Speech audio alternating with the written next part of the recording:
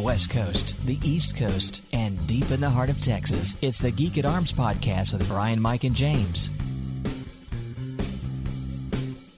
Greetings, everyone. Welcome to the latest episode of the Geek at Arms podcast, a podcast about three guys who share a lot of geeky interest and also a love for the Lord our God.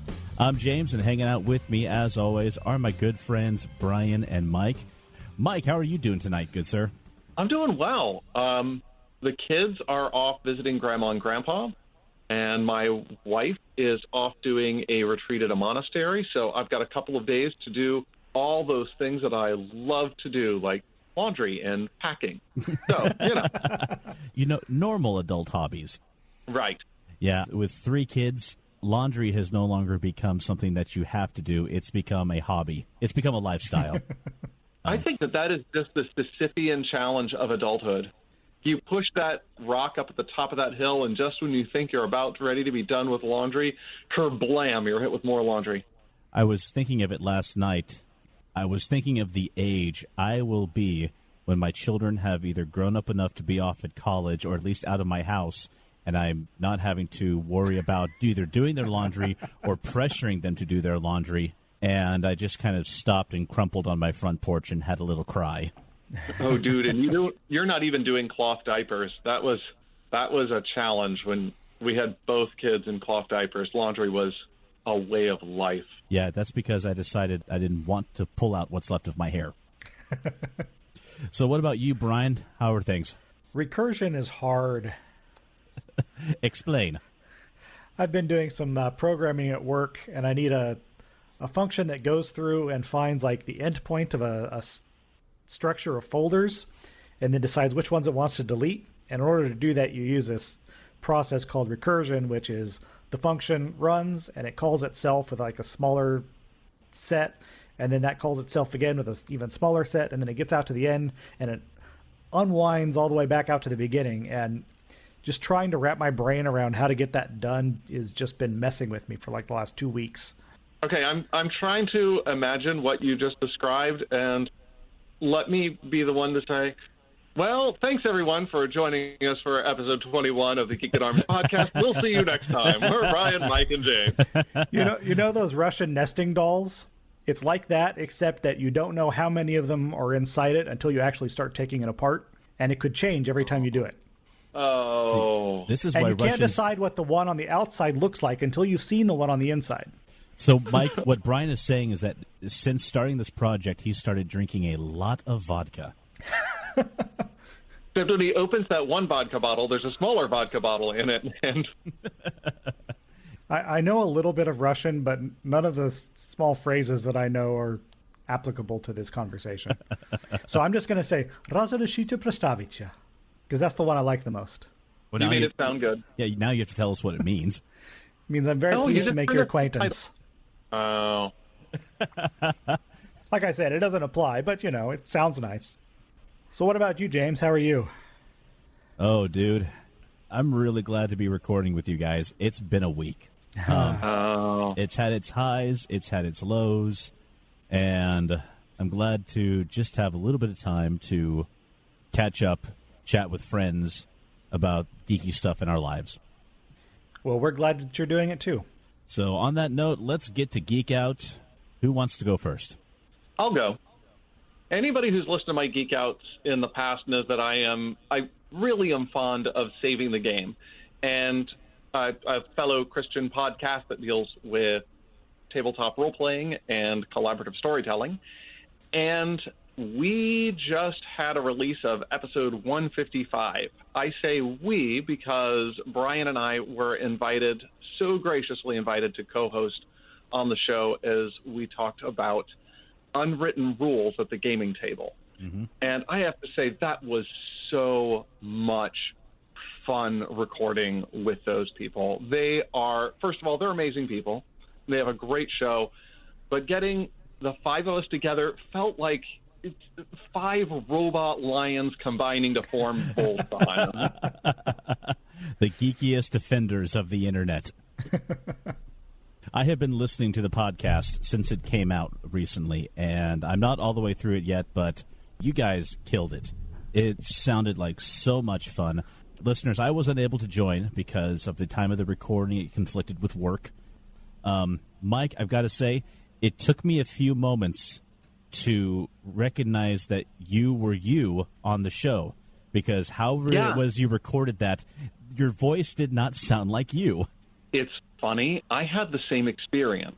I listened to it in my car as I was driving to an appointment after work, and I heard this voice come over from the right-hand side of the car, and I'm like, who's that?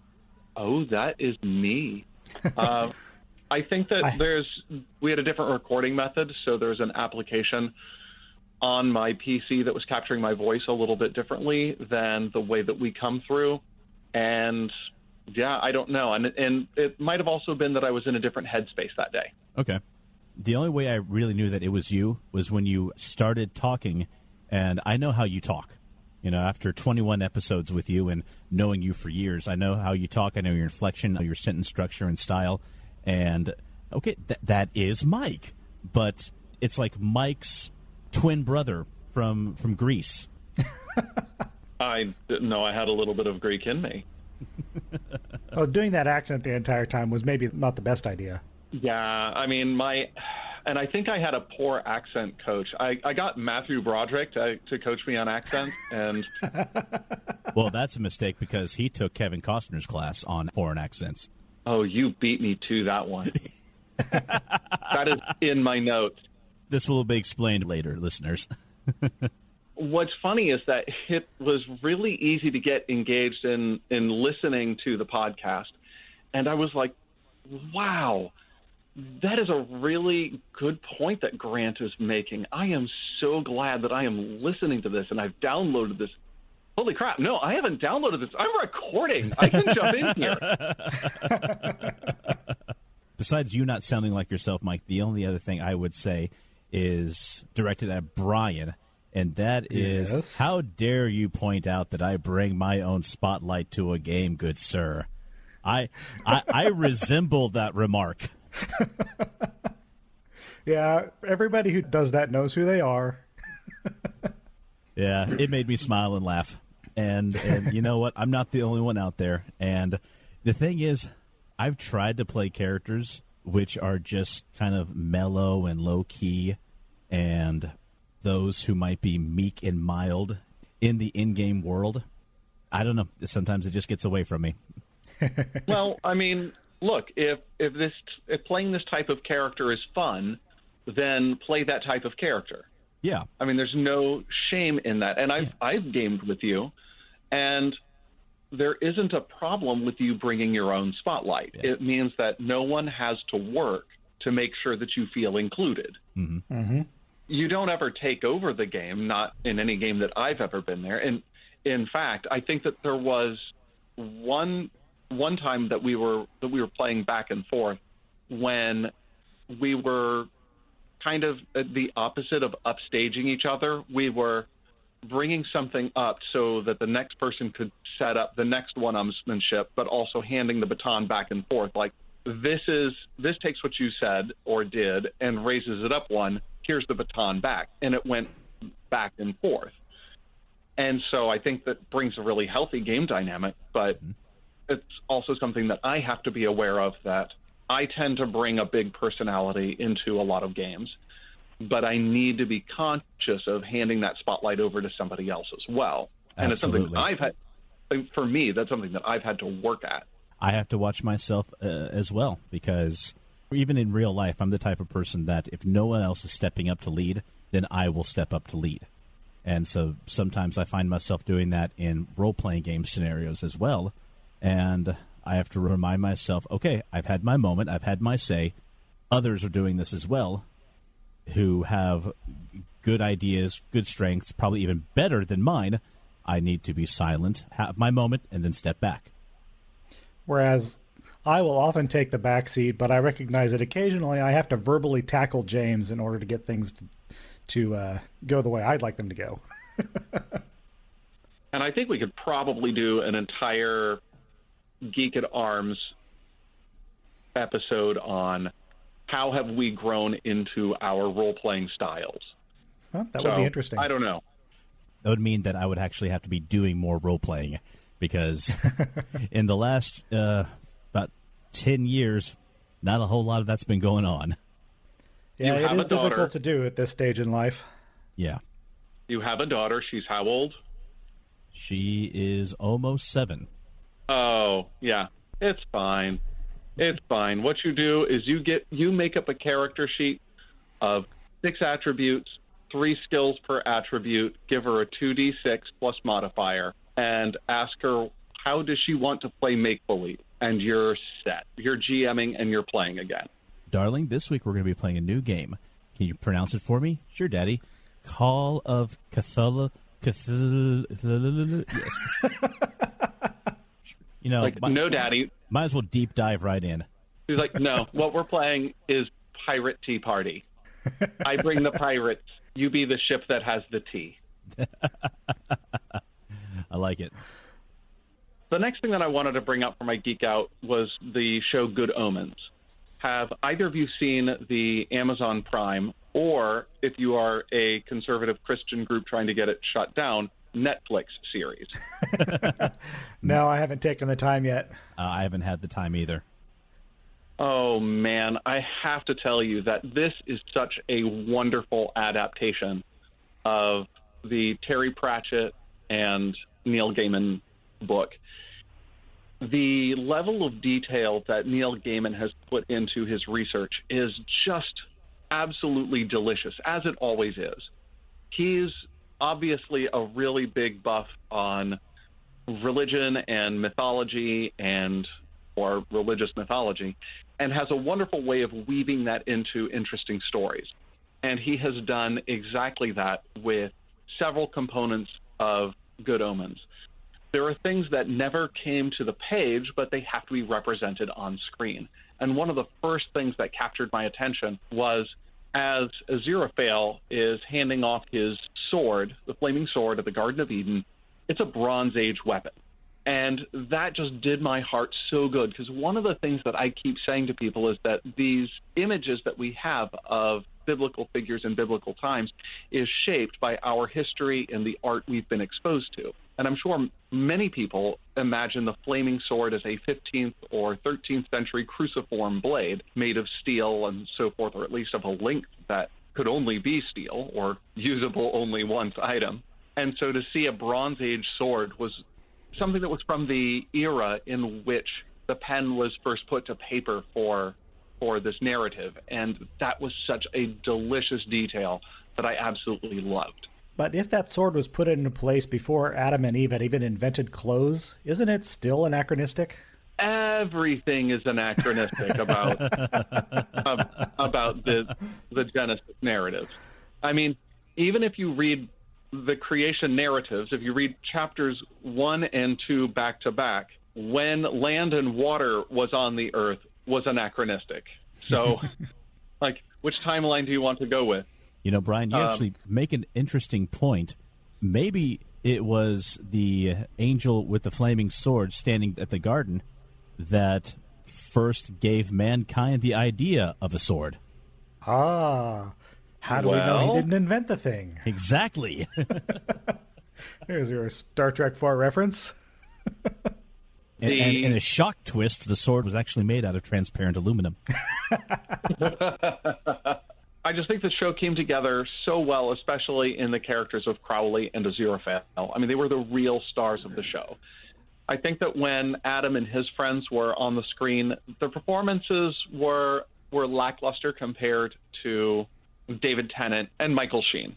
But, I mean, when you have such wonderful star power there, I mean, it's hard not to be upstaged. I think that there were some things that weren't done quite as well. Mostly dealing with Adam and his friends. I think that they got melodramatic at some point, and they were trying to convey visually some of the things that were on the page in the minds of his friends. But overall, I have to say that the adaptations that they made were so right for the medium that after the climax of the show, they get another climax for these star figures that we've been mostly attached to. They have I'm not going to spoil it, but they have a wonderful scene where they are visually pulling together so many so many elements of the book of Revelation where you have the Antichrist, you have the beast, you have the 4 horsemen of the apocalypse, the 4 opposing horsemen, you have the 2 witnesses, you even have the whore of Babylon, and the scene just flows so well and so humorously, and it was just delightful fiction based in the narratives that our religion has. And I thought that it was a fabulous job. Now, like Brian, I have not seen the show yet. I'll admit, when I first heard of it and heard the premise, an angel and demon who have become friends over the centuries, joined together once more to stop the apocalypse. I'm like, I don't know.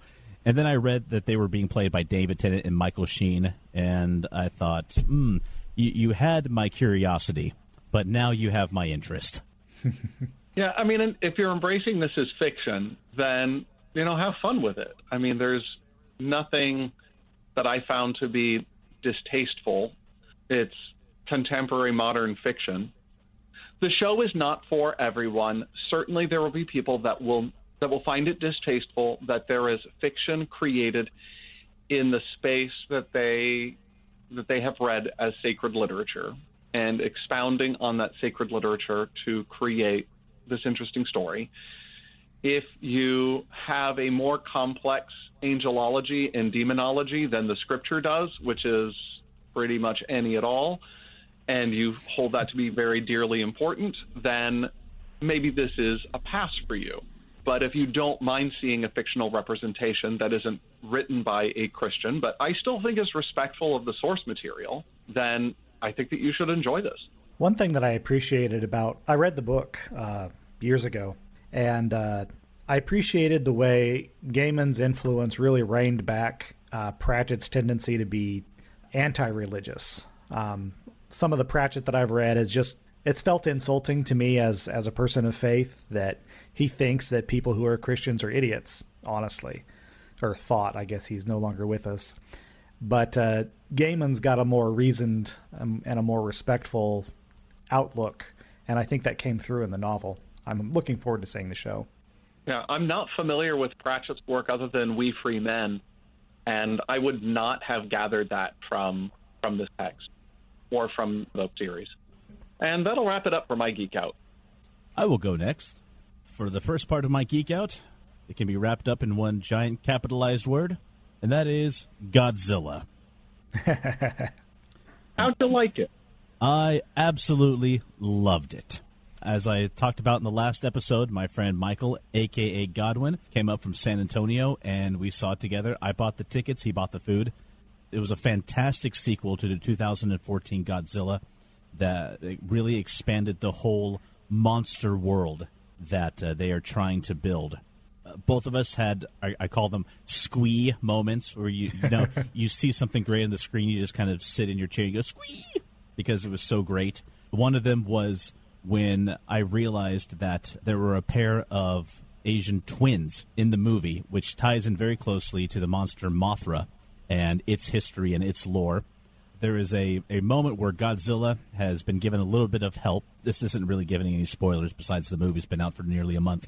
And it rises up from the ocean, standing in front of this submarine that's surfaced with a lot of the main characters. And the music was directly from the 1956 Godzilla movie. And, of course, it had been modernized just a little bit, but it was straight from that, and it fit the scene so perfect, so beautifully. Several of the classic Toho monsters from the Godzilla films showed up in this movie, and the modern reimaging was great. Mothra, King Ghidorah, Rodan, and there's hints at even more. Of course, we saw snippets of King Kong towards the end of the movie, and in March of next year, we'll have Godzilla versus Kong. Because, Godzilla movies are great, but we live in an age where we have huge special effect monster-type movies, extravaganzas all the time. I was worried about how much money this movie was going to make, how it would resonate with people who weren't the big kaiju fans like myself and Michael are. And because, let's face it, no matter how great the movie is, if it doesn't make money, that's the end of it. Mm-hmm. So I did some looking on Box Office Mojo, and it opened up to like $43 million, which is okay, but its budget was $170. So I was really worried about, is this thing going to have legs? It's lower than I would have expected, considering that it was what it was. Yeah, same here. I was expecting more along the lines of a budget of $250 million. Yeah, I'd have said 230. But as of right now, when we're recording this podcast, it has a domestic total of $103 million. That really made me worried because, that's not even making its budget back. But then I thought, wait a minute, this is about a monster from Japan. I need to check the foreign box office. And how'd it do? Foreign total, over $263 million. So, yeah, we're fine. It's blowing up across. I mean, in China alone, it's just huge. China and Japan.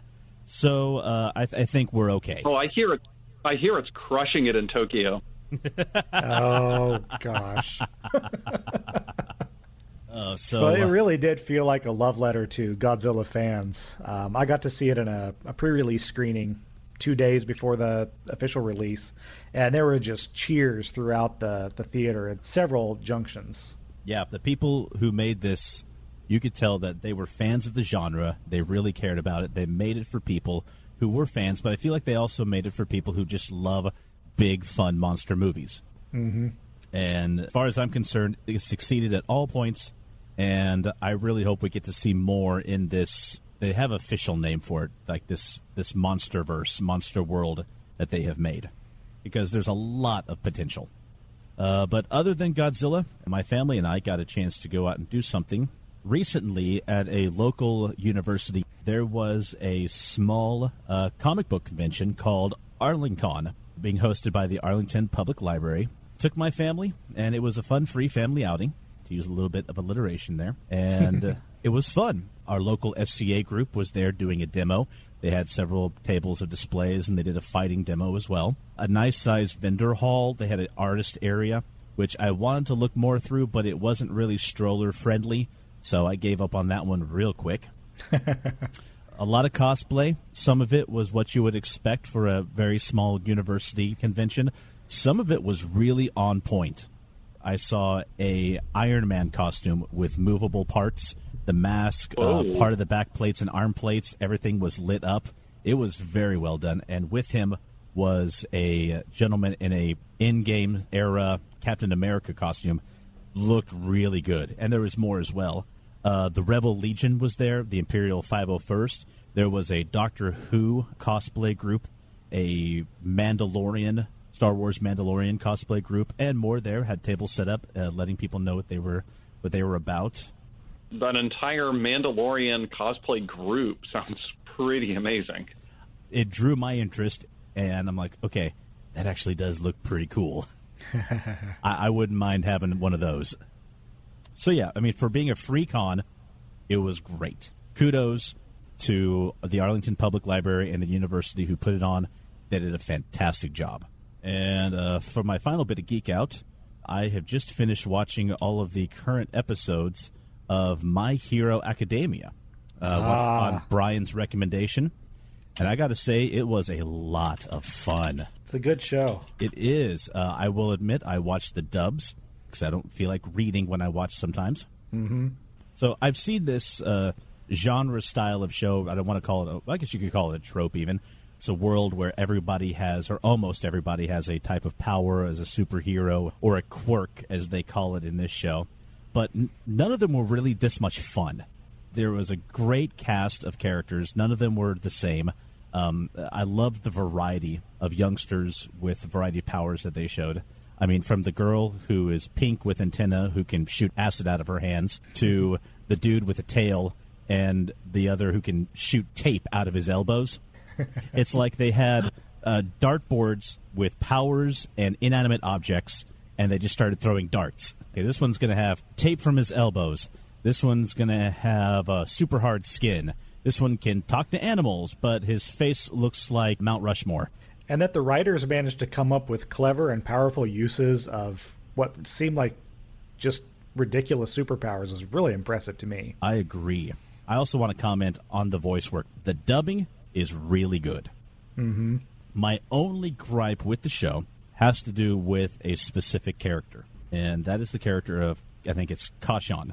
Mm-hmm. And the reason he really bugs me, and in fact, at one point I had to stop watching the show, was because this is a character who is an unapologetic, rampant bully.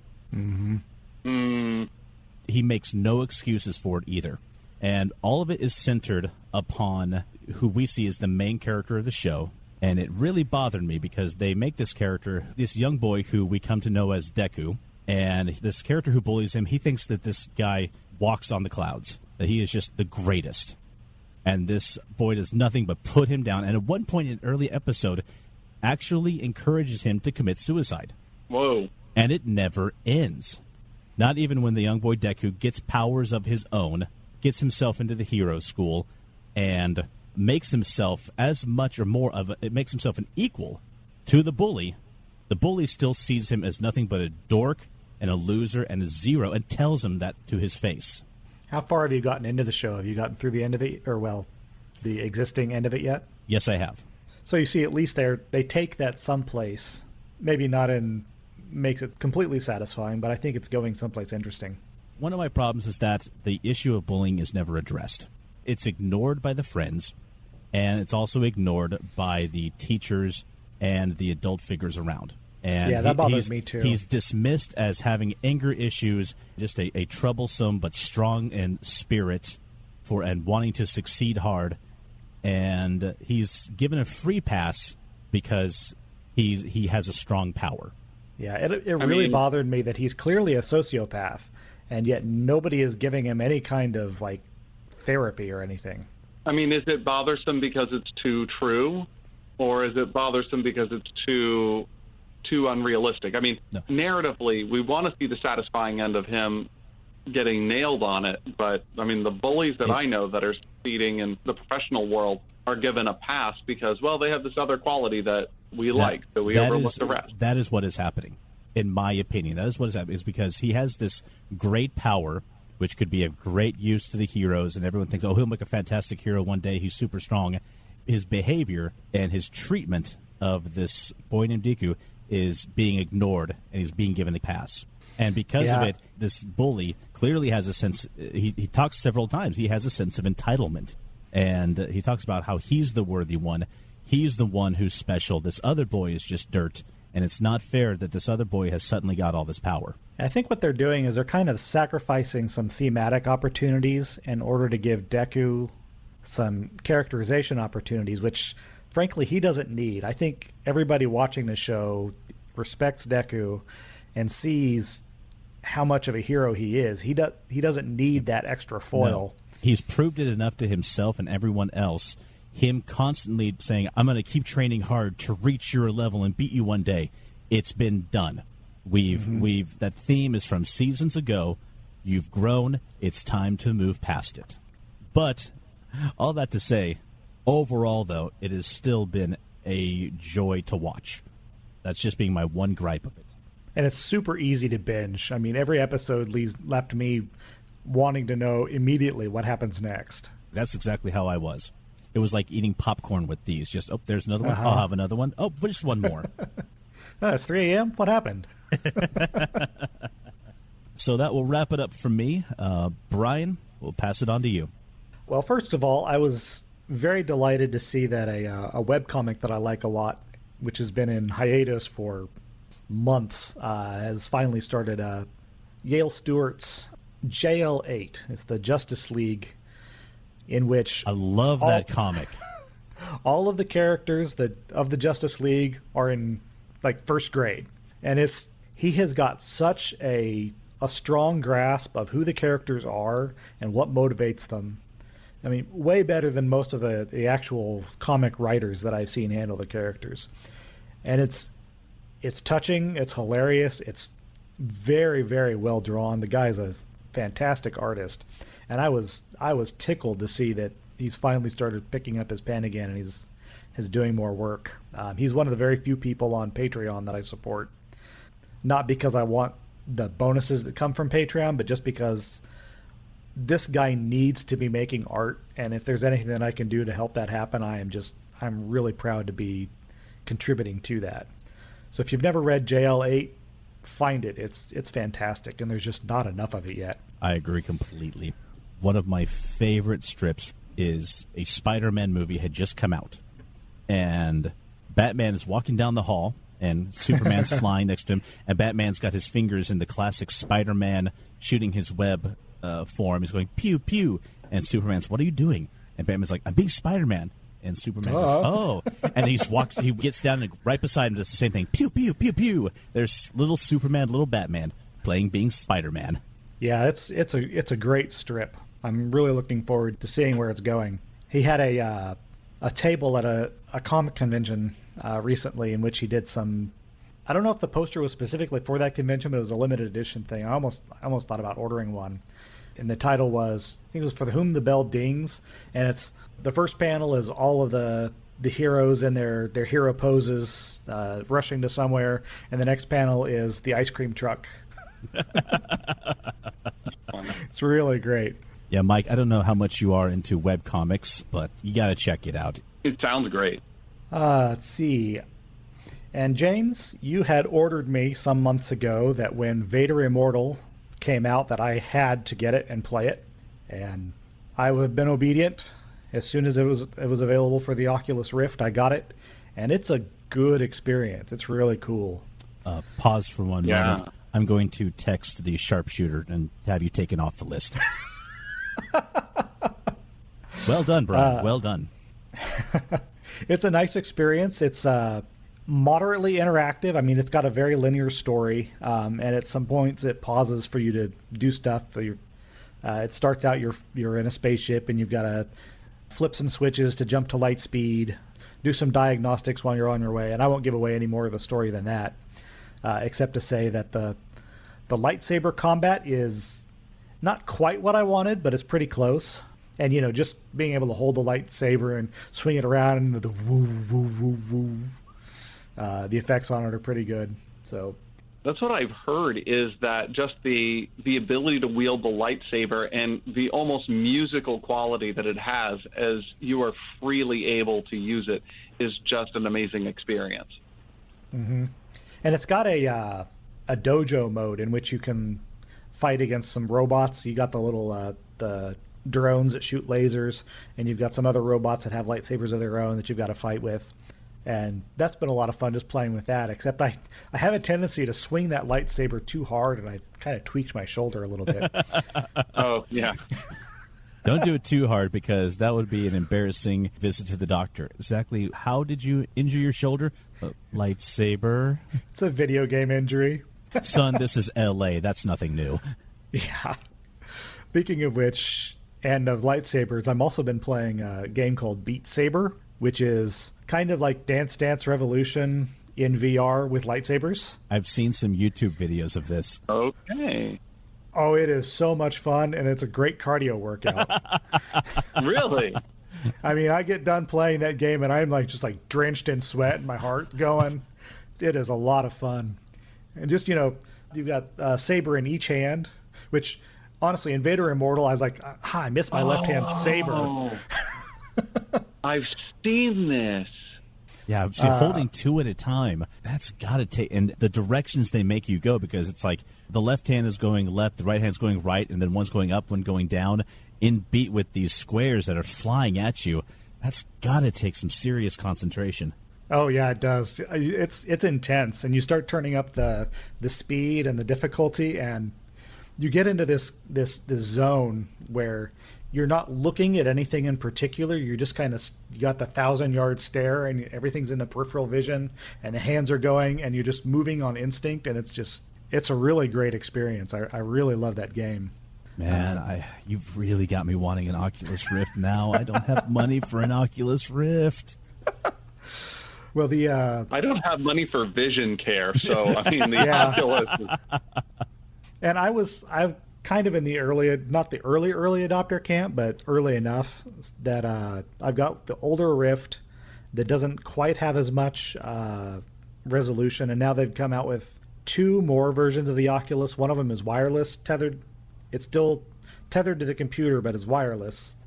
And then they've got another one that's got the computer included in the visor, which, I don't know, mine is hot enough. I can't imagine having a GPU actually strapped to my face. That's got to get so warm.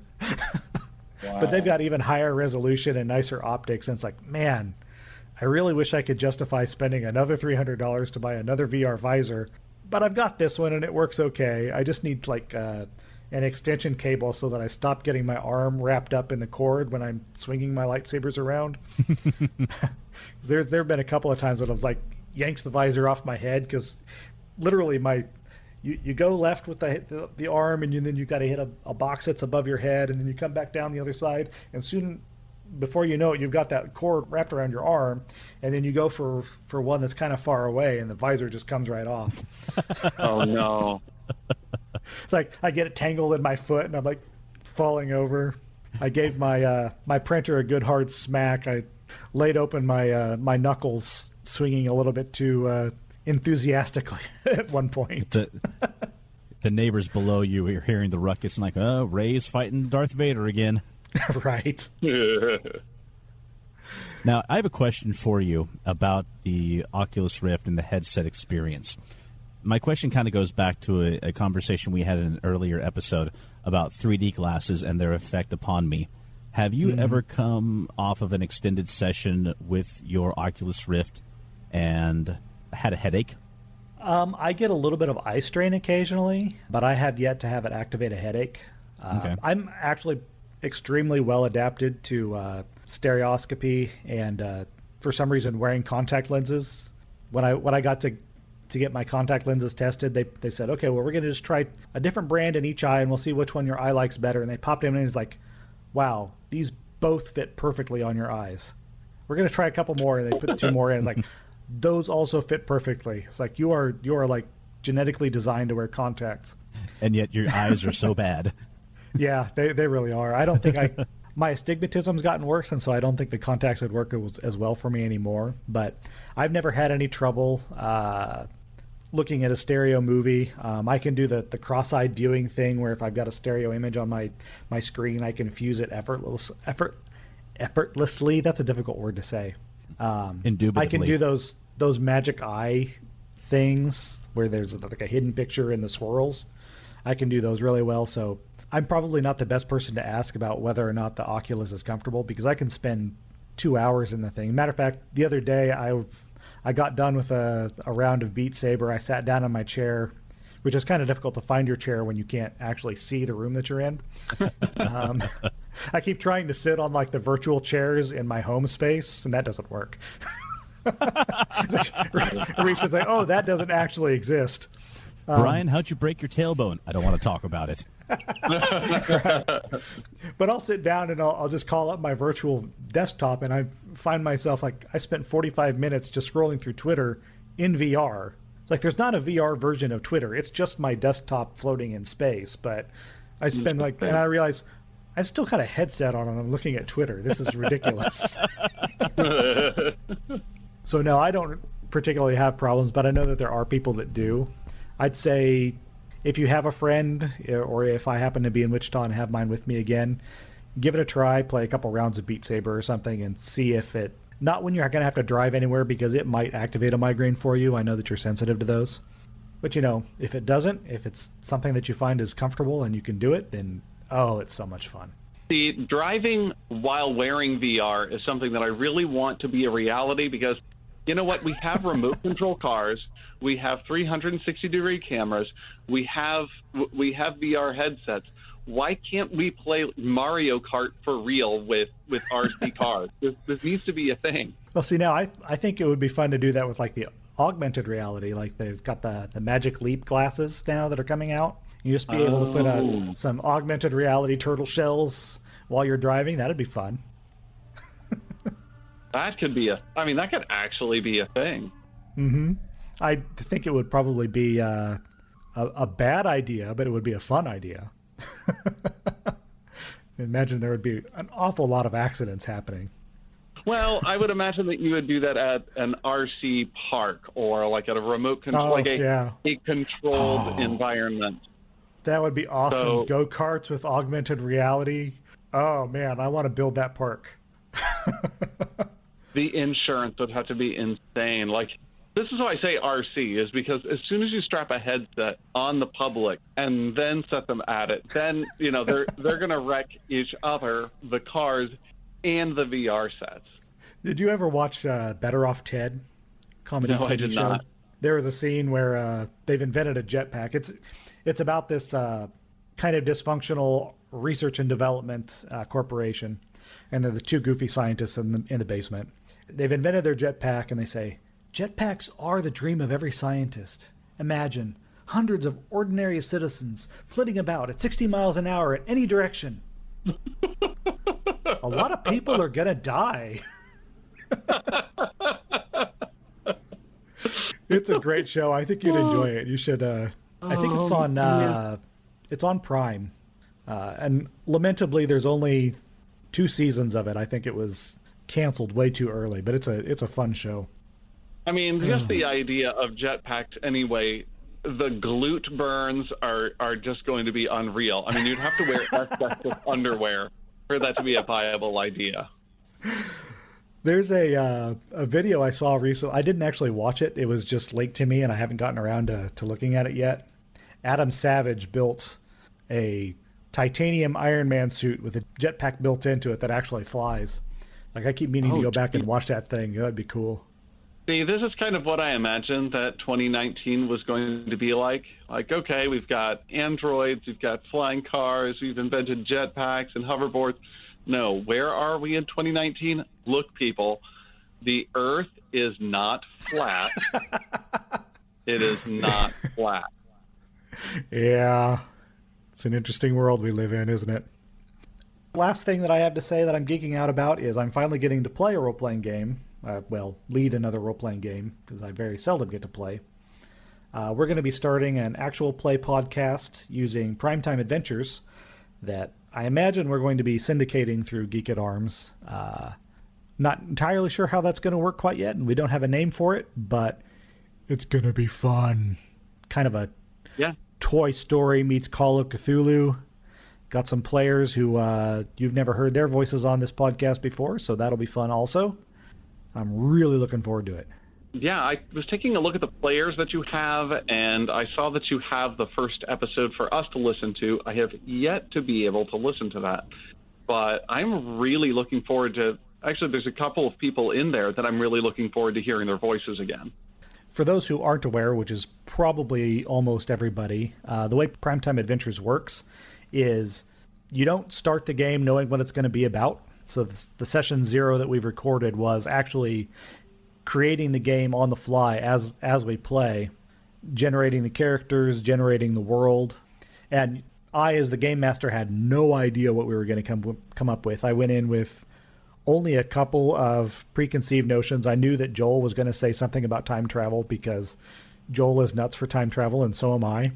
But every idea that they came up with was just a little off the wall and really interesting. And where we wound up landing on the whole thing it's going to be a heck of a lot of fun. And we're taking it in a nice conservative 5 episodes. So given that we're probably going to be recording about once a month, that means 6 months of game. And then when we get to the end of it, either the story will be wrapped up or, we extend it for another season. But, I hope that it's something that people enjoy listening to. I know I'm certainly going to enjoy playing it. I wanted to offer, Brian, I know this is your baby and something that you have been working a lot on, but if you need any help with editing the audio, getting it prepped for broadcast or for podcast form, I would certainly be happy to help. I may take you up on that. And I'll probably also take you up on the offer that you haven't made yet to make some interstitials and maybe a commercial. Done and done. Well, that brings me to the end of my Geek Out. And that will take us to the third movie in our Fantasy Film Club. This one is one I have been waiting to do for a long time, and that is the 1985 medieval fantasy film Ladyhawke. Just watched it recently. I know you guys did as well, and I got to say, there were a lot of times I was going, man, why did I wait this long to watch this movie again? And there were other times I said, wow, that's why I waited this long to watch this movie again. Something about just the general quality of the film is that it leaves it as no mystery to me why this is a cult classic. It is readily apparent to me why this doesn't have broad appeal, but those elements that were good are things that really incline me to understand why those who love it absolutely love it. Yeah. Mm-hmm. Well, we have a structure to this film to the film discussion that Brian has put forward.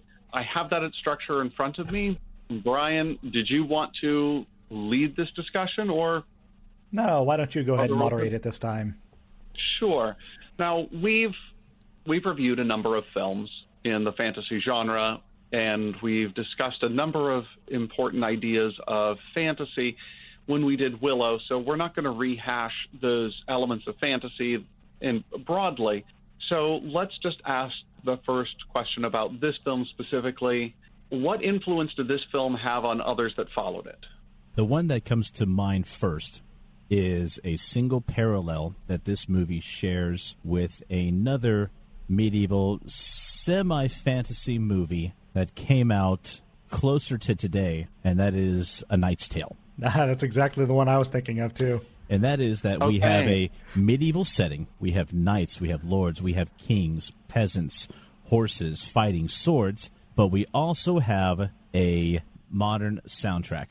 Now, in A Knight's Tale, you get a great soundtrack with songs from Queen, and these songs really fit the mood and the scenes that they were put in. The start of a jousting tournament, and you hear, "We will rock you." The end, where the hero has finally won. He's gotten the girl, and it's "We are the champions."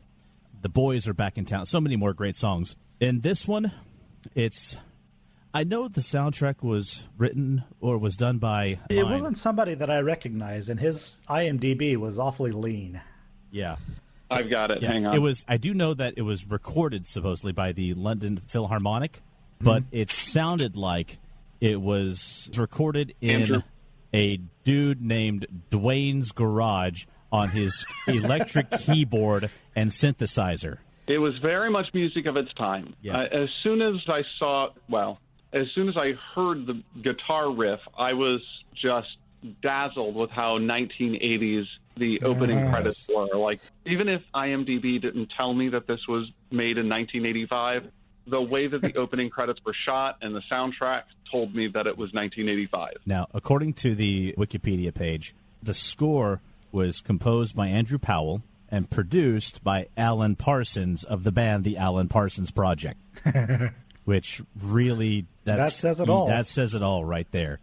To the film's credit, though the opening credits were really jarring with the music, I didn't find that the music was disruptive to the rest of the film. I think that it fit fairly well enough. Once we had it established, this is what we're doing, it seemed to meld pretty well.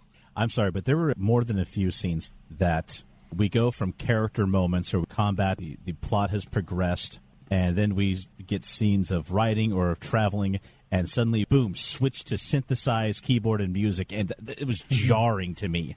I mean, completely took me out of the mood of the movie and removed me from the moment. We talk a lot about how a soundtrack can make or break a movie.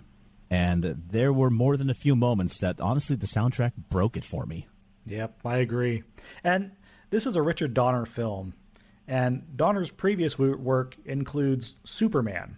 So how do you go from John Williams' Superman score to whatever you want to call Ladyhawke? That's the only thing I can think is that there was some studio interference there. It was somebody's nephew. John Williams took a look at the script and he said, "No, I want nothing to do with this. No, I'm done." So Michelle Pfeiffer turns into a bird, and I'm out. Does she stay a bird after production? No, never mind. So the next question that we have is, what source material went into this film? I couldn't put my my finger on it, really. It feels like a very classic fairy tale-esque story, but I can't really identify any specific myth or fairy tale that it comes from, which is weird. Oh my gosh, I had the same experience. I went looking. I looked for direct influences. I started doing some online research, and it was one of those things that I I thought for sure there are some fairy tales that somehow mirror this, where even that maybe a lover is turned into a tree, and that the two are side by side for the rest of eternity, always just barely apart, but always there together. But as much as I felt like that was a motif or some theme, I couldn't find anything directly. But what I did turn up is that the marketing team had put this forth as a medieval legend, but the producer, or maybe it was the writer and director, one of the two, actually raised a lawsuit about the marketing team putting that statement into the materials that it was a medieval legend, because he knew that he did not want that as part of a selling of the film, that it wasn't a medieval legend. It just seemed to fit the idea of one, or at least our concept of one, so well. It's so much like one that you expect that it has to be. It's like, oh, well, this is obviously the story of... No, this isn't anybody's story at all. This is something completely original that feels so faithful to the idea of medieval myth. Well, we have so many fairy tales that include someone who has been turned into an animal is turned back by the power of true love or love's first kiss. I mean, there's the Swan Princess, the prince who was turned into a frog, Beauty and the Beast, and more. And so the idea of two lovers, one is a wolf by night and the other is a hawk by day, it fits just enough into that mold that you think that this has got to be based on an ancient myth that I'm sure I've read somewhere. Mm-hmm. Right. Now, there is certainly some Fritz Lieber in the character of Mouse. He is very much a stereotypical D&D rogue. Yes. So you've got at least that as background, but the curse itself is curiously original. Or at least as far as anyone can make out. Right. Richard Donner has some secret book of medieval myths and legends that he hasn't shared with the rest of the world. Or perhaps we're just not well read enough. I mean, that's always a possibility. And Kat, you are biting my hand. Stop it. That is a possibility. Yeah, he is an idiot. Okay. Okay. Next question. Tad Cooper, I will punt you into the sun. Knock it off. I did want to say one other thing about the legacy. You're awesome, Tad Cooper. James mentioned the parallel with A Knight's Tale and the music, but the thing that actually reminded me the most of A Knight's Tale was riding the horse inside the church. Yes. And I must add, I think the real star of this movie is the horse Goliath. Oh, gosh. That horse was... that took me out of it at a number of places. Like, okay, horse, stop the prancing. You are not in a show. You're supposed to be a war horse. You leave him alone. He is glorious. It's like, oh, man, this horse is such a prima donna. He's getting exactly the attention he deserves, all right?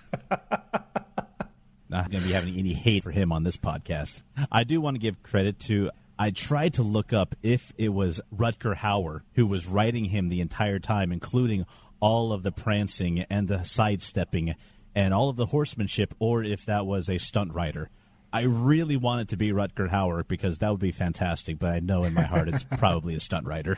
Rutger Hauer does have quite an extensive experience with horses. Now, how much of the film was actually him on the horse, I don't know. But what I can tell you is during filming, right when Mouse was given Goliath and said, take her to Imperius and get her to a doctor, that needs looked at.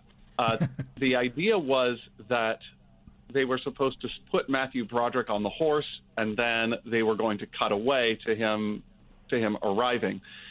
Well, instead, Rutger Hauer, knowing that Matthew Broderick had never been on a horse before, decided to play a practical joke and slapped Goliath on the flank as he took off. And Matthew Broderick had no control of the situation. They had to get a Jeep to catch up with him a mile and a half later when the horse decided he was done. Oh, my gosh. And that's when Matthew Broderick decided, I need a day off.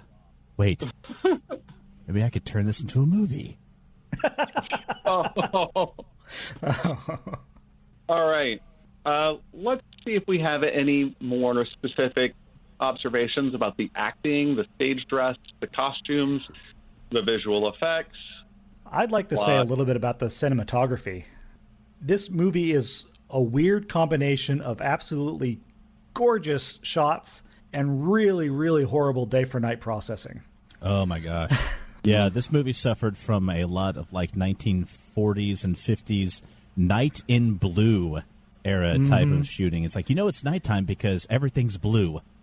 It's like, wow, this is a really, really well-lit forest at night. And yet they showed Storaro obviously can shoot at night, because the scene in the castle when they're approaching near the end is beautifully shot at night, and it looks great. So why in the world were all of these forest shots done with a day for night that just was not working? Mm-mm. Maybe they were running short on their filming schedule, and it had to have been a budget thing. Yeah, slap a blue filter on front of the camera and let's get this thing going. Because night shoots are more expensive. You've got to pay all the crew overtime and so forth. But still, the end result was just undercut the entire movie for me. See, this is weird because once I knew what they were doing, I knew what they were doing instantly. My thought was, okay, they're doing a day for night thing. I'll accept it. Let's move on. I guess it's my visual effects artist eye where it's like, oh gosh, that's got to be fixed. Yeah. Oh, no, that photography cannot be fixed. There's nothing that you can do to that that's going to make it look good. Now, burn the film, and then we'll call it good. Yeah, you're right. Does anyone have an idea about where this movie was shot? My first thought was, this looks very Italy. Tuscan. It was Italy? Yeah, it was Italy. I'm very jealous about the landscape and the castle they got to shoot in. Oh, yeah. That's was just a cool not castle. fair. It was a very loud castle, too, whenever that horse was riding across the drawbridge. Of course, to be fair, metal horseshoes on cobblestone and brick is very loud.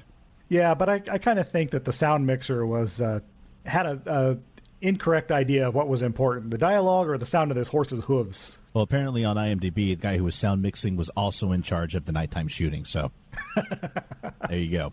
Was he also in charge of the drinks mixing and cement mixing? Just asking. And running that that digital character generator for the opening title sequence. Oh, gosh. Look, I can make the letters move sideways. We're going to do it on every single title. Oh, hooray. You learned a new thing. Speaking of digital effects, Brian, I was curious about your take on the few transformation scenes we get from wolf to human, but mostly the ones we see of human to hawk. Shooting a lot of light at the lens is no substitute for planning what it is that you want it to look like. It's like they didn't really have an idea how they wanted to do it, and so they just okay, well, let's cut a lot of shots together and we'll dissolve something kind of haphazardly, and we'll throw a lot of light at the lens and maybe the audience will forgive us. It's like, they should have all been 8 seconds long instead of 45 seconds long. There was one that was almost great, and that was where Rutger Hauer is running at the camera and he's pulling off his shirt, and there's this log in the foreground, and if he had dropped behind that log and we see the wolf pop up from behind it, that would have been great. But instead they did a dissolve, and he's not quite got his clothes off, and he just kind of fades out, and then the wolf pops up. It's like, oh man, that was almost wonderful. See, it really but does, not quite. It really does feel like this is kind of an area they skimped at. That this was effects done on a budget. Well, and things like his contacts when he's turning from the wolf back to man, and they put these brilliant green slit eye contacts in. It's like, why has he got cat's eyes? Yeah. Wolves have round pupils. Wolves are canines. They're not cats. And you've got the wolf there on set. You can see that his eyes are brown. Now, see, I know the movie had a budget of just $20 million. Now, true, in 1985, $20 million went a lot farther than it does today. But still, it feels like they could have made a few smarter choices. Yeah, and the technology wasn't there to do morphs like Willow did a couple years later. So I can forgive that they didn't have the technology to do great transformations, but that doesn't mean that they couldn't at least think ahead and plan the transformations a little bit better so that they'd sell on camera. Mm-hmm. There are easier ways to cheat. Yeah. Talk about transformations taking too long. The scene where Michelle Pfeiffer's character is hanging, by a thread from the castle wall, and she starts to fall just as the sun peaks up. After about the 20th second of this transformation, like, wow, that really was a lot farther down than I thought it was. Yeah, if they had done just like a 2-second dissolve on the eye, and then you see the hawk flying away, that would have been glorious. That would have been perfect. But no, it's like, oh, she's screaming for a really long time. I found myself comparing the length of that to the length of time that it took when the next transformation that we see her, when she is actually laying next to the wolf. And it was a very sweet, tender moment. The music on that part was good, where he has changed from a wolf to a man, and they see each other in that few seconds of morning light before she turns from a woman back to a hawk. And I'm thinking, okay, all right, and still hasn't changed yet, and she'd be dead. So apparently there is no fixed time. So it's her plot armor is dependent on it's magic. Yes, magic. There are a couple of other elements that I wanted to touch on. We've made allusion to it, but I'm just going to come right out and say it. Matthew Broderick's accent seemed to have some heavy influences on Kevin Costner in Robin Hood, Prince of Thieves. And I found a note in IMDb, and because of Matthew Broderick's performance, he was even brought in as a dialect coach for Keanu Reeves in preparation for Bram Stoker's Dracula. Well, whatever class was being taught, Michelle Pfeiffer completely skipped it. To be fair, they would have been speaking French, so there's no possible reason why a lot of people speaking French would have English accents. That was so my Broderick's was just as valid as anybody else's. I mean, that is a valid point. The next question, is that why is it that in France we're speaking with English accents? I mean, I'm going to look to the future, like far future, to answer this question and hit up Jean-Luc Picard to see what answer there might be. Well, I can forgive Picard because at least he was probably given English classes, and from probably a British person. He wasn't speaking French on the Enterprise, probably. Who knows what they were speaking in the Federation? Maybe it was like Andorian or something. We don't know. We do get a couple of French words the Enterprise does not translate. Yeah. But I'm not going to say that French word. Yeah. I hadn't picked up on that until I watched the Next Generation, the most recent time, where Geordi realizes, oh no, we asked the computer to give an opponent that Data couldn't beat. And Picard just cusses. It's like, because he realizes instantly what happened. It was like, oh, I never picked up on that before.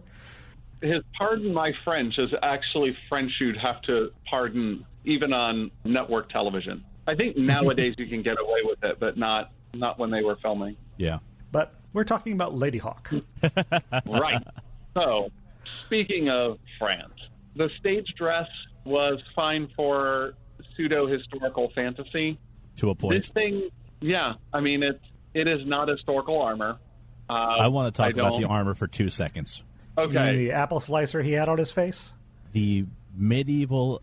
No, it's not even medieval armor. The fantasy armor that they were wearing made me angry. I was thinking that the whole time. I'm like, man, James is going to hate this armor. The moment I saw it on screen, I loathed it. I wanted to meet the costume director who was in charge of designing this, wave my hand back and forth quickly and tell him, put your face in there. It's not armor. It's not even plot-based armor because somebody literally trips and falls on a sword and he gets impaled. Yeah. It is tunics. It is T-tunics with soda pop tabs glued on. And don't even get me started on the helmets. I have seen soup strainers, which could take a sword shot better than those helmets. Yeah, but they show the faces of the actors so nicely. I'm done. I'm done talking about it. I'm moving on. Yeah. On a side note, though, I decided that it was not worth paying attention to. No. At that point, I decided I'm not going to look at the armor. I'm not going to focus on it. I'm not going to get to this movie if I don't do that. It made the anachronistic Zweihander easier to swallow, though. I'll tell you what. The swords I found a lot more believable than the armor. I found Matthew Broderick's accent to be more believable. That's not a standard of comparison. I mean, we saw a lot of medieval-esque looking longswords. two-handed. The pommels were correct. The crossguard looked good. The lengths weren't that bad. We really didn't see any scabbards. Just guys had them thrust through their belts. And we also saw everyone using them one-handed. I'm like, okay. And just like with the Seventh Voyage of Sinbad, we saw some very bright, shiny aluminum swords from time to time. But Rutger Hauer's Germanic greatsword, not that far-fetched. I mean, I've seen pieces in the Royal Armoury and at the Tower of London, which, honestly, if you threw that in there with them, I wouldn't bat an eye. Mm-hmm. It was just a couple centuries in the out of place. Yes. Although at first I was trying to figure out if this movie was supposed to actually take place on Earth or in a fantasy world, because for a while they don't say where any of them are from. That's true. They make allusion to it. All of the names are French. They make an allusion to a French city. Navarre, Philippe Gaston. The first clue that I had that this takes place in our world is when Mouse is introduced to Goliath, and he's being taken to get a drink of water and goes, all right, big fella, let me tell you a story about a little guy named David. I'm like, okay. Gotcha. And then they also make reference later to the Pope. All right, it's on Earth. All right. Another question. Does this film contain anything that has advanced film craft? Not really, no. Other than it's a fairly technically well-made fantasy film, which there aren't a lot of examples of. I don't think it really did much to establish fantasy as a viable genre in Hollywood. One thing that I'll say is that I don't know that it's necessarily an advancement of film craft, but I would say that it's at least distinct in how it uses the genre. Mm-hmm. Most fantasy films are in a flat-out mythical world, and as soon as the audience finds out that there's a curse, and we've pieced it together before Gaston did, at that point we would have been sent directly out to find a wizard who has a gather quest, and you've got to gain another ally, and then you've got to get all of these items to arrive just at the right moment for the eclipse so that, spoiler alert, you can break the curse. The only fantastical element in this film was the curse. Everything else has a very, or at least aims for, a very real-world feel. Mm-hmm. And so I would say that this film leans very, very heavily towards the fairy tale end of the spectrum, as we're living in this from not the magical end of fairy tales. We're not looking for the fairy godmother. All of the magic has happened before our everyman ever gets on screen. Mm-hmm. And I think that's at least distinct in how it tells a story in a fantasy world. It's also got the advantage that there was no attempt to add any extra comical characters that are designed to appeal to children. This was a movie for adults, and yes, it's a fantasy, but that doesn't necessarily mean that it was given the silliness that characterizes a lot of the other films in that genre. Yeah, in particular, the character who you could be described to as the wizard who is there to fix the problem. He's not so much a wizard as he's shown to be comical and humorous at first. But then you find out that this was the priest who unknowingly betrayed the two lovers and caused their curse to fall upon them in the first place. And that adds a sense of tragedy and a desire for redemption that felt very real. Yeah, but I really think that Imperius is the most interesting character on the screen. Agreed. Mm-hmm, I think so, too. As far as what is noteworthy about this film is how well acted and how well these actors portrayed their characters. I mean, Imperius as the old monk who is a little bit batty, living in a ruined castle will do that to you after a while. But here's a man who cares for these people. He wants them to be happy, not just so that they will have their love fulfilled, so that he, too, as he sees it, will finally have forgiveness, so that his sin will finally be redeemed. We have Philippe Gaston, a young thief. I mean, he says so at one point that I'm a thief. I'm not a warrior. I'm not a great person. I don't have any honor. I am what I am. And that's exactly who he plays. Now, true, he turns more noble towards the end because he comes to care about Isabeau and Navarre. And for those two, I like Rutger Hauer. I like him a lot. And to watch him play a somewhat more heroic character than he usually gets to play, because he's usually cast as a villain. Just a year before this movie came out, he was the rebellious replicant, Roy Batty, a little more alliteration.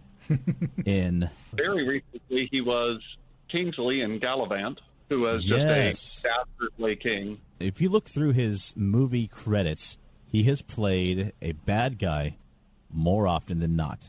But here, he's a former captain of the guard. He's a man who's loved deeply and had that love taken from him, and he's tortured by it because there is his love on his arm every single day, and he's forced to be with her but apart from her. You can see that he carries that tortured element with the character very well. And Michelle Pfeiffer, she was just fun to watch. She was playful at times, but also carried a melancholiness to her performance that I thought fit in perfectly with the character. I think this is where they spent a lot more time developing Rutger Hauer's character than they did developing Isabeau. Mm-hmm. Isabeau is many times robbed of having any agency. As soon as they tell Navarre, here's how we break the curse, he says, I don't want to hear any more about it. This is foolishness, and I forbid you to tell Isabeau. And so she does not even get a say. She's not even informed of what's dragging her towards this fate. And so it's a movie of its time in that regard. I'm not surprised that they've taken Michelle Pfeiffer's character and stripped agency. I've read and heard some attempts of commentary that, no, she's a strong figure. She goes out and she tries to pursue that huntsman and she tries to do him in. And, really, what does she do? She gets into a mild conflict, and when he's distracted, she kicks him, and he accidentally falls face first into a bear trap or wolf trap or some other steel trap and mysteriously dies. She's a plot element. She's the love interest. And I think the fact that we have a lot more screen time with Rutger Hauer, I think, emphasizes that. On the other hand, she was the person who came up with the plan. I didn't really understand the plan of trapping the wolf because as soon as the sun comes up, he's not a wolf anymore. So I don't know what the point of the wolf trap was, but that was her plan.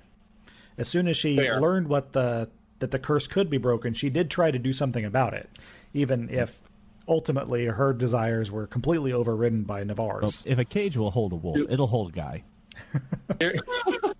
I mean, can't you picture him being naked in a cage, a blanket over it, and him yelling at Mouse, and Matthew Broderick, with the same tone as what he said before, is, I get my commands directly from Isabeau. She and I speak as one, and you are to obey my commands. Well, that sounds great. I also remember some point in the film, and if I fail in my mission, kill Isabeau. She wouldn't want to live a tortured half-life. Wait, she wouldn't want? I mean, wait, is she? Why don't you ask her? All you got to do is wait, I don't know, 8 hours at most, and hey, Isabeau, do you want to live like this? Yes, I want to live. It's sad he's dead, but I want to be a bird, even if that's a bit. No. Yeah, I'm sorry. And that really made me think Navarre is not a heroic guy. I mean, his attitude toward her is chilling. And he's no better than the bishop, whose idea was, if she can't have me, then she might as well be dead. That's not a hero. Yeah. Once again, it comes back to what you said, Mike, about this being a movie of its time, because this is her as a woman being rather objectified.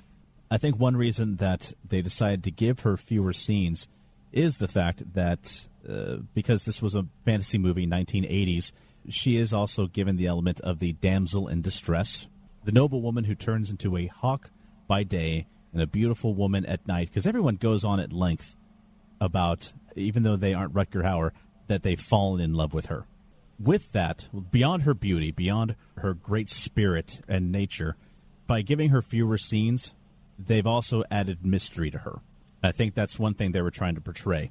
I mean, you look at that, in the first time that you see her as a human, she's wrapped up in a cloak and has her face partially hidden, and that's the scene that they slapped on the posters for this movie. I will totally give you the mystique. I will totally give you that. And the fewer scenes adding to the mystique, that'll also give you. I'm not justifying it. I'm saying that could have been one possible reason. I think that would be a perfectly understandable reason. But when you talk about the damsel in distress, the most distress she's ever been put in is when the hero orders her death. Mm-hmm. And Imperius is going along with it. That is cold, even by 1980 standards. No, you're right there. You are right. Even by 1950 you know what? Even by 1350s standards, that is cold. I've known a couple of women who are of this sort of to know her is to love her, as they describe Isabeau. And the first time through watching it, I was like, I really don't see it. She's kind of a sad sack. She just gets dragged along behind everybody. But there are a few glimmers, and I think it's entirely Pfeiffer's acting ability that shows that kind of magnetism lurking under the surface, underneath her sorrow, particularly in the scene in the stable. Yeah. I did like that. It was so small, but the scene where she's put on her dress that Mouse has gotten for her, and she walks over to where the horse is tied up, and she reaches over, caresses him, and calls his name Goliath, and gives him a little peck on the cheek. And I think that shows that she does have that kind of lust for life, that kind of exuberance that you associate with that kind of person. And I just wish that there had been more opportunity for her to show it. Alfred Molina played Cesar, the wolf trapper. Mm-hmm. Yeah, that surprised me too. I knew I recognized the face and the voice, but I'm like, where do I know him? Well, we haven't said very much. Sorry, go ahead. Go ahead. We haven't said very much about Mouse. And there was one thing that the viewpoint character to whom things can be explained, I thought it was kind of funny to put him in that role and then have nobody ever explain anything to him ever. Right. Yeah. The viewer was finding this out before he was. The note that I have about Philippe Gaston, taking especially from his experiences, escaping from prison, his talking to the camera /God, and announcing his misdeeds in a public tavern. No one falls like Gaston, breaks fourth walls like Gaston. Nobody makes poor judgment calls like Gaston. That's what I've got. I thought it would have been... They made a kind of a big deal of his acrobatics, his agility at the beginning of the movie, and I kind of wish that had played a little bit more at the very end. Because the fight scene in the church, while, riding in on the horses was cool, it got kind of monotonous after that. I really wanted like some cutaways to Philippe having to do something like crawling up into the belfry or something in order to be able to deliver the sword, which, he delivered the sword and then everybody ignored it for about 10 minutes. And I thought it was a little bit of a shame that his agility didn't play into the ending scenes. We're coming towards the end of my notes. The only other thing about characters that I have, and this might have been better when we were talking about Navarre's ordering Isabeau's death. So I think my note says, in fact, you show such little empathy, I doubt you could pass a Voight-Kampff test. Wow. Yeah. Yeah, and in a lot of ways, Roy Batty was actually a lot more empathetic than Navarre. Yeah. The only other character that I want to touch on before we move on is that of the villainous Bishop of Aquila. Ah, yes. I mean, he's really evil because we said so. Yeah. Yeah. Well, and if you call upon the powers of darkness to put a curse on the woman who scorned you and the man she loves, I think that pushes your alignment far enough into the evil chart. Yes, but we don't get to see him do any of that stuff. We're just told about it by Imperius. The worst that the bishop actually did through most of the movie was talk menacingly. Honestly, he didn't even do that great a job of it. Yeah. He did brandish a very pointy staff, which I thought would come in later in the film, but, it's there to show ready to pierce a dude if he needs to, and then didn't. He needed to. If you want to talking menacingly, like appropriately, we need to go back to the 1982 movie Ivanhoe. Oh, no. Man, I haven't seen that in a long time. The Templar Grand Master is played fantastically by Christopher Lee. And one of the only scenes I remember from this movie is the Templars praying in a church. Outside, a storm is raging. A man comes in and says, "I'm sorry, my lord, we can't set sail yet. The seas are too rough. I don't know how long it will be until we..." And before he can finish his sentence, Christopher Lee turns around to him, points to the ground, and says, "Pray." And I found myself halfway to the ground. Like, yes, sir. That is how you talk menacingly. But anyway, back to the character of the bishop. I'm really tired of the trope that the priest, the bishop, the pastor, whomever, as soon as you see them, you know that's the bad guy. Speaking as an ordained clergy person, isn't that true? No. Wow. No, I mean, though in this context, like, yes, I mean, there is a tired trope of it's the sinister minister. Mm-hmm. But, I mean, in this context, it is somebody occupying a place of opulence and enjoying a place of power where he is above. I mean, I don't know exactly how in this movie we justify the bishop having soldiers and, you know, an armed guard. I mean, yeah, the Pope at one point in history actually had troops to command, but I don't think that the bishops had individual troops. But it doesn't matter. I mean, this isn't history, it's fantasy. And this is just an easy place to point. I mean, a bishop, a king, a lord, it's the same caricature. Well, and it may have been a dual office like Cardinal Richelieu, who was both the cardinal and also the prime minister of France.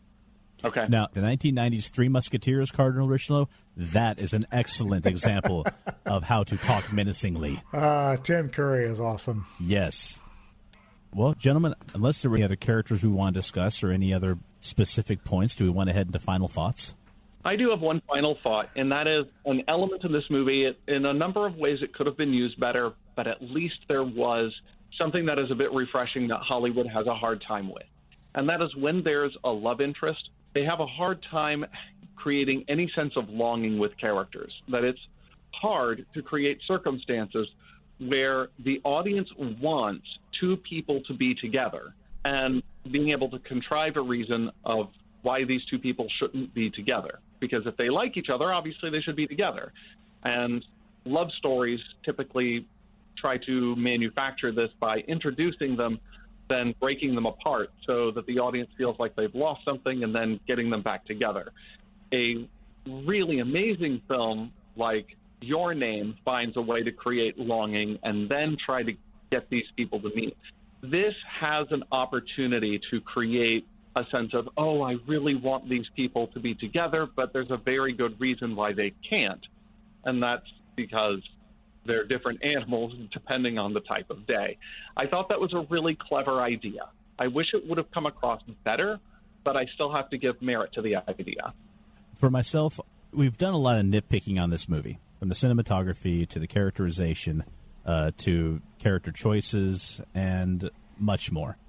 But this movie has an undeniable charm, and whether it is the combination of the beautiful scenery, the, I think, excellent portrayals of the characters by the actors, to the storyline, and it's a storyline that is easy to follow. And I will explain how I know that, because I let my daughter watch a little bit of it with me, and she asked me what it is about. I told her, well, it's a love story where a man and a woman are in love, but an evil man put a curse on them, to where the man is a wolf by night and the woman is a hawk during the day. And she understood it immediately, and I realized that is an excellent test to whether a movie's plot line is too convoluted or not. Try to explain it to a 6-year-old. So nitpicking aside, it's easy to see why this movie is the cult classic that it is. It is enjoyable. My only real major gripe with it was the music. And thankfully, the synth pop, Alan Parsons-esque concert bits were kept to a minimum. And I think if the soundtrack had just been changed up a bit, in my opinion, this movie's rewatchability would have shot up tremendously. Yeah, I'd say it's not an awful movie. It's not great. You know, it's no Blade Runner, but at least it's not Highlander. Wait, Highlander 1, 2, 3, or 4? Take your pick. I purchased this DVD off of eBay, and I would sell it to any of our listeners at a loss. Wow. No, not that bad.